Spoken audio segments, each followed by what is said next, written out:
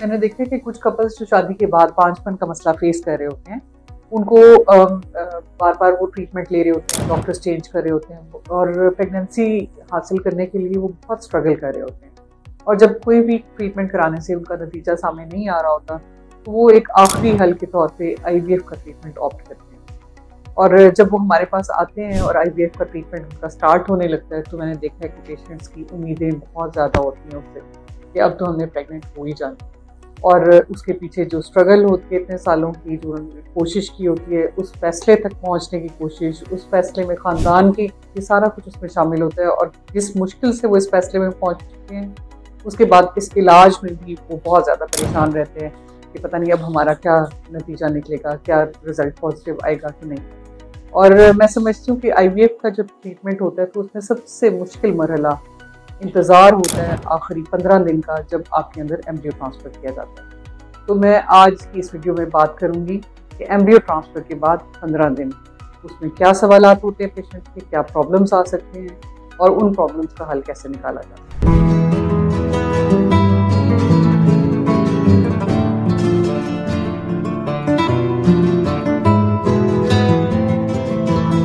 अस्सलाम वालेकुम, मेरा नाम डॉक्टर सबाहत खान है। मैं डॉक्टर्स हॉस्पिटल और उमर हॉस्पिटल जोहर टाउन लाहौर में as consultant gynaecologist and IVF specialist practice करती हूँ। मेरे पास जब पेशेंट्स आईवीएफ के लिए आते हैं तो मैंने देखा है कि बेशक आईवीएफ का फैसला करने में उनको बहुत मुश्किल होती है, और लेकिन जब वो इस नतीजे में पहुँच जाते हैं कि जी अब हमारा इलाज आईवीएफ ही है और उसके लिए एग्री करते हैं और हम आईवीएफ का इलाज शुरू करते हैं, तो बेशक इलाज के दरमियान में भी कुछ स्ट्रेस में होते हैं।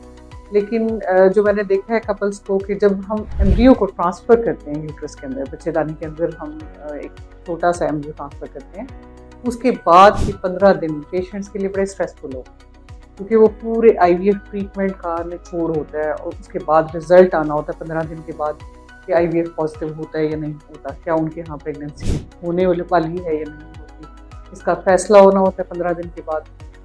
इस स्ट्रेस की वजह उनकी स्ट्रगल होती है, उनका शादी के बाद का वो इंतज़ार होता है प्रेगनेंसी करने के लिए, उनके ट्रीटमेंट्स जितने उन्होंने किए होते हैं उनकी मेहनत होती है। इसके अलावा उनकी फाइनेंशियली भी बहुत ज़्यादा इसमें ज़ाहिर इन्वेस्टमेंट होती है कि एक महंगा इलाज है। और जब हम फाइनली एम्ब्रियो बन जाता है और उसको ट्रांसफ़र करते हैं, तो उसके बाद के 15 दिन का इंतज़ार उन्हें बहुत भारी लगता है, ये बहुत मुश्किल लगता है कि अब इसके बाद क्या नतीजा आने वाला है। आमतौर पर पेशेंट्स को क्या सिम्टम्स आते हैं और उसको पेशेंट्स क्या समझते हैं और परेशान होते हैं, उसका क्या मतलब हो सकता है। उसमें एक तो ये मैंने देखा है कि अक्सर पेशेंट्स कंप्लेंट करते हैं कि उनको पेट के निचले हिस्से में दर्द होता है, वक्फे से क्रैम्प्स जिसे हम कहते हैं। और ये जब क्रैम्प्स आने लगते हैं तो पेशेंट्स परेशान हो जाते हैं कि शायद या तो मुझे पीरियड्स आने वाले हैं, तो इस वजह से मुझे क्रैम्प्स हैं कि ज़बरदस्ती रोका हुआ है, जो दवाइयाँ ले रहे होते हैं 15 दिन के एम्ब्रियो ट्रांसफ़र के बाद। वो समझते हैं कि शायद इसकी वजह से पीरियड्स रुके हुए हैं, लेकिन एक्चुअली मुझे पीरियड आने वाले हैं इसलिए क्रैम्प हो रहा है। या फिर उन्हें लगता है कि शायद उनका एम्ब्रियो इम्प्लांट हो गया और फिर अबॉर्शन होने वाला है, कि मिसकैरेज होने वाला है और उसकी वजह से क्रैम्प हो सकता है। तो देखिए, इसकी वजह ये नहीं होती। अक्सर पेशेंट्स को एम्ब्रियो ट्रांसफ़र के बाद पेट के निचले हिस्से में हल्का हल्का दर्द महसूस होता है या क्रैम्प्स महसूस होते हैं, जो वक्त के साथ साथ ठीक हो जाते हैं। इसकी वजह ये होती है कि जब हम ओवम पिकअप करते हैं, उस वक्त हम जब हम एग्स को कलेक्ट करते हैं, उस वक्त भी आपकी पेल्विस में, आपके पेट के अंदर फ्लूइड कलेक्शन होती है। जब आपके यूट्रस के अंदर हम ट्रांसफ़र करते हैं मीडिया के साथ उस एम्ब्रियो को, तो भी फ्लूइड थोड़ा सा होता है, जिसकी वजह से क्रैम्प्स फील होते हैं। तो इसका मकसद हरगिज़ ये नहीं है कि आपको पीरियड्स आने वाले हैं या आपका मिसकैरेज होने वाला है।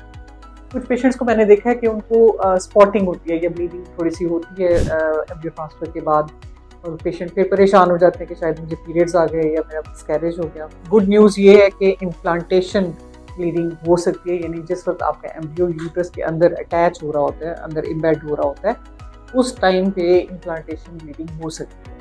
यानी एम्ब्रियो की बच्चेदानी की दीवार के अंदर अटैचमेंट के वक्त वहाँ से ब्लीडिंग हो सकती है। या फिर इसका मकसद ये भी हो सकता है कि खुदा न खास्ता इम्प्लांटेशन नहीं हुई और पीरियड्स आने वाले हैं, ये भी इसकी वजह एक हो सकती है। आईवीएफ का जब ट्रीटमेंट चल रहा होता है तो हम पेशेंट्स को कहते हैं कि वो इंटरकोर्स अवॉइड करें, यानी मियाँ बीवी आपस में अज़दवाजी ताल्लुक को अवॉइड करें। इसकी रीज़न ये होती है कि एक तो हम नहीं चाहते कि कोई इन्फेक्शन हो किसी किस्म का उस ट्रीटमेंट के दौरान, क्योंकि हमें एम्ब्रियो ट्रांसफ़र करना होता है। तो कुछ स्टडीज़ तो कहती हैं कि सेक्शुअल इंटरकोर्स से कोई प्रॉब्लम नहीं होता और उसको सेफली किया जा सकता है। लेकिन मेरी पर्सनल राय ये है कि अगर आप उन 15 दिन के इंतज़ार के दौरान अगर सेक्सुअल इंटरकोर्स को अवॉइड करें तो वो बेहतर है, क्योंकि जब इंटरकोर्स करते हैं तो उस वक्त चांसेस होते हैं कि अंदर कोई इन्फेक्शन ना चला जाए।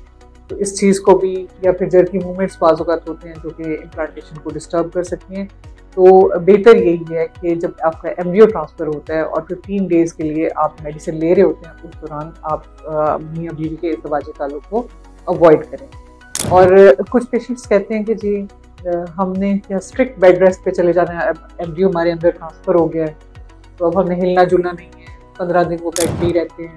तो देखिए इसका नेगेटिव इम्पैक्ट आता है, आपके खून का दौरान कम होता है, आप स्ट्रेस आउट रहते हैं। जब आप एक जगह रिस्ट्रिक्ट रहते हैं, एक जगह आप मूव भी नहीं करते, आप स्ट्रिक्ट बेड रेस्ट पे चले जाते हैं, तो वो आपकी स्ट्रेस को बढ़ाता है। और मैंने देखा है कि मेरे क्लिनिक में पेशेंट्स अगर किसी वजह से आते भी हैं उस दौरान, तो वो आहिस्ता आहिस्ता चल रहे होते हैं, घर वाले कह रहे होते हैं कि आराम आराम से कदम रखो, एम्ब्रियो ट्रांसफ़र हुआ है, कहीं ये ना हो कि एम्ब्रियो निकल के बाहर चला जाए।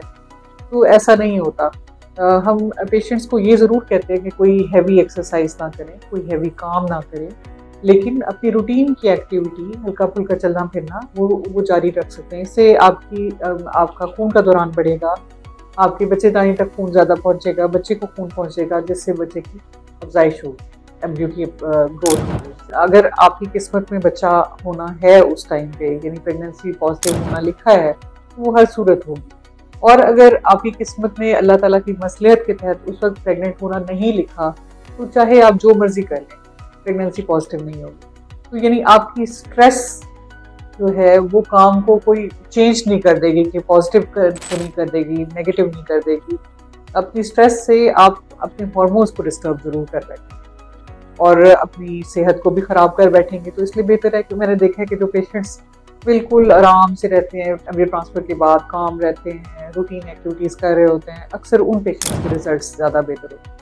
जो पेशेंट्स बहुत ज़्यादा स्ट्रेस में होते हैं, टेंशन ले रहे होते हैं और हर चीज़ का बहुत ज़्यादा वो ख्याल रख रहे होते हैं, तो उनका स्ट्रेस लेवल बहुत हाई होता है।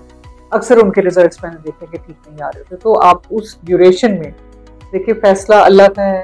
जो कोशिश आपने करनी थी वो कर ली, जो आपके डॉक्टर्स ने मैक्सिमम एफर्ट करनी थी वो कर ली और एम्ब्रियो को यूट्रस के अंदर ट्रांसफ़र कर दिया।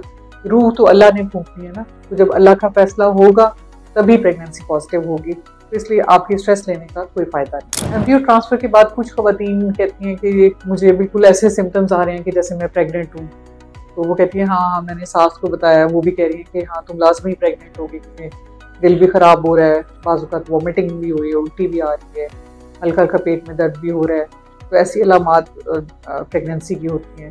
जिस्म में भी ज़रा भारीपन सा हो रहा है, ब्रेस्ट भी हैवी फील हो रही है, क्योंकि लगता है ऐसा ही है कि प्रेगनेंसी होगी और वो उम्मीदें बहुत ज़्यादा हाई कर देती हैं। और खुदा ना खास्ता अगर प्रेगनेंसी नेगेटिव हो तो ऐसे पेशेंट्स डिप्रेशन में जाते हैं। देखें, इस तरह के जो सिम्टम्स आपको आते हैं वो प्रेगनेंसी सपोर्ट मेडिसिन जो हम 15 दिन के लिए एम्ब्रियो ट्रांसफ़र करने के बाद देते हैं, उसकी वजह से आ सकते हैं। तो उसको इस चीज़ से रिलेट करना कि आप प्रेग्नेंट हैं या नहीं, या कुछ पेशेंट्स को कोई सिम्टम्स नहीं आ रहे होते, वो कहते हैं कि मुझे तो कोई सिम्टम्स नहीं है, तो मुझे लगता है कि मेरा नेगेटिव होगा। तो देखिए, नेगेटिव या पॉजिटिव होना ये अल्लाह के हाथ में है। ये वाले सिम्टम्स मेडिसिन के इफेक्ट की वजह से हैं और इन सिम्टम्स की बेस पे ये उम्मीद लगा लेना या ना उम्मीद करना कि प्रेगनेंसी होगी या नहीं होगी, ये गलत है। इसके अलावा मैंने देखा है कि कुछ पेशेंट्स जो हैं वो बहुत ज़्यादा टेंस होते हैं और एम्ब्रियो ट्रांसफ़र हुआ नहीं तो वो हर 2 दिन के बाद वो यूरिन प्रेगनेंसी टेस्ट की स्ट्रिप के साथ चेक करना शुरू कर देते हैं, बार बार चेक करना। अब इतना जल्दी बीटा एचसीजी लेवल हाई आता नहीं है, या फिर जब वो बार बार यूरिन प्रेगनेंसी टेस्ट कर रहे होते हैं, कुछ मेडिसिन के इफेक्ट की वजह से डबल लाइन उनको शो हो रही होती है और बाद में नहीं पॉजिटिव होता।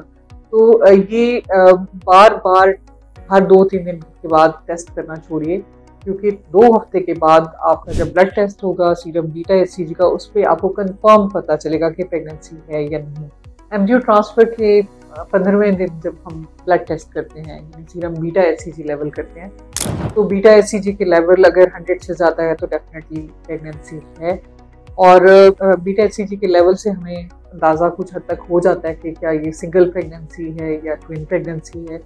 उसमें बीटा एचसीजी का लेवल पास बात इंडिकेट करता है, लेकिन फाइनल कंफर्मेशन आपके अल्ट्रासाउंड पे होती है, जिसमें हमें पता चलता है कि सिंगल प्रेगनेंसी है या ट्विन प्रेगनेंसी। तो जब भी आईवीएफ का ट्रीटमेंट आप लें और उसमें आपका एम्ब्रियो ट्रांसफ़र हो तो मैं आपको एडवाइस करूँगी कि आप काम रहें, आराम से रहें, कोई टेंशन लेने की ज़रूरत नहीं है, क्योंकि जो नतीजा आना है वही आना है और उसमें कोई आपकी स्ट्रेसेस से वो तब्दील नहीं होता। अल्लाह से दुआ करनी है, अपने माइंड को थोड़ा सा ऑक्यूपाई रखना है, रिलैक्स रहना है, हल्की फुल्की वॉक या एक्सरसाइज बेशक आप करती रहें और सोशलाइज करें ताकि आपकी टेंशन डाइवर्ट रहे और नतीजा अल्लाह पे छोड़ें, इंशाल्लाह बेहतर।